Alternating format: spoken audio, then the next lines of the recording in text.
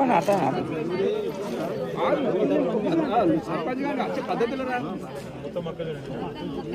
పద్ధతిలో రా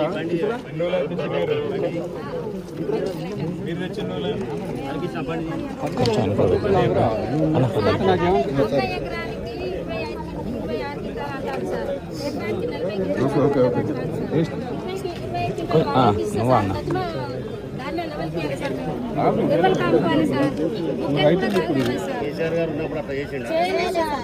అన్న సరే అన్న కొంచెం వర్షాకాలం మొత్తం యూరియా బస్తా కోసం ఏడ్చినాం సార్.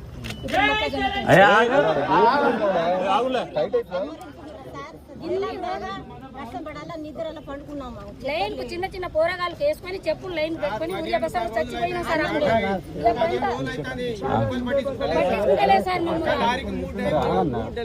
పట్టించుకోలేదు సార్ ఒక్క లారీకి 3 డ్రైవర్ పోవడం రావడం ఇక్కడ అట్లనే ఉంటుంది. రైతు బంధు పడ్డదా పోనీ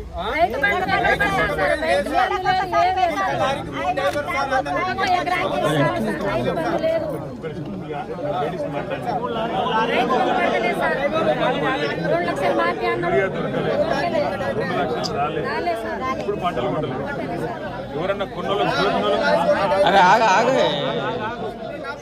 భార్య భర్తలు ఇద్దరు వచ్చి పొద్దున లారీ కింద కంకర తీసి తోడినాం సార్.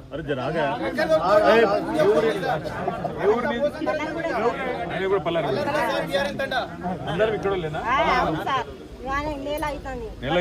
ఇప్పుడు వర్షం పడితే మా పరిస్థితి ఏంటి సార్? మొక్కజొన్న పరిస్థితి ఏంటి? మా పరిస్థితి ఏంటి సార్? ఇప్పుడు మొక్కజొన్న కోసం మేము ఇంటికాడ చూస్తే 50 జరిగింది సార్. మా పరిస్థితి ఏంటి సార్? చిన్న చిన్న కూరగాయలు పిలిచిపెట్టి సార్ ఇంటికాడ పని చేసుకోవాలా? ఈ ధాన్యం కోసం ఎడవాలా? పండించిన పంట చేతులకు వచ్చిన పంట కూడా ఆగం చేసుకుంటాం సార్. మాకు ఏడు చూడే సార్ మా పల్లె కూడా సార్.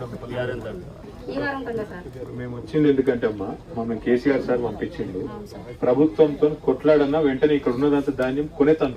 ఇప్పుడు పైసలు వేసుడు ఒక రోజు ఆలస్యమైనా పర్వాలేదు కానీ మీకు వెంటనే ధాన్యం కొనాలి. సార్ ఏం చెప్పానంటే కేసీఆర్ సారు వీళ్ళకి ఒకవేళ తెలివి లేకపోతే ధాన్యం వీళ్ళకి కొంటే చాలు, అవసరమైతే మన గవర్నమెంట్ వచ్చిన కన్నా మీకు పైసలు ఇస్తాం, కానీ ముందైతే కొనాలి కదా. కానీ కొనేటట్టు కూడా వీళ్ళు లేదు. లారీలు మేము వస్తుంటే జనగామలు ఆపింది, మొత్తం లారీలన్నీ నిడుబడి అక్కడ ఆపింది. ఆపితే ఆడ మొత్తం లారీలు అంటారు సార్ దించేందుకు ఎవరు లేడు అని వాళ్ళు చెప్తారు, కొనేతందుకు లేరు, జోకేటోళ్ళు లేరు, కొంటే పైసలు ఇచ్చేటోళ్ళు లేడు. ఇది ప్రభుత్వం పరిస్థితి. బస్తాలు వచ్చినాయా?